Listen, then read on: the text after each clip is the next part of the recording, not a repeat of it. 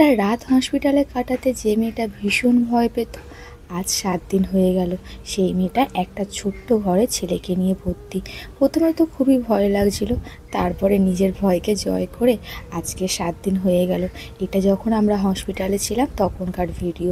শ্রেয়াসকে রাখতে খুবই কষ্ট হচ্ছিল, কারণ ও তো দুষ্টুমি করে, তোমরা সবাই জানো। ও কিছুতেই থাকতে চাইছিল না, কিন্তু উপায় তো কিছুই নেই। সবাইকে ডাকছিল সমানে খেলা করার জন্য, কিন্তু কারোর কাছে কারো যাওয়ার নিষেধ ছিল। অনেক কষ্টে বুঝিয়ে একটু শুইয়ে দিয়েছিলাম। কিছুক্ষণের পরেও শ্রেয়াস ঘুমিয়েও পড়েছিল। ও ঘুমিয়ে যাওয়ার পরে না একটু ভালো লাগছিল যে ছেলেটা ঘুমিয়েছে, কিছুক্ষণ একটু শান্ত থাকবে।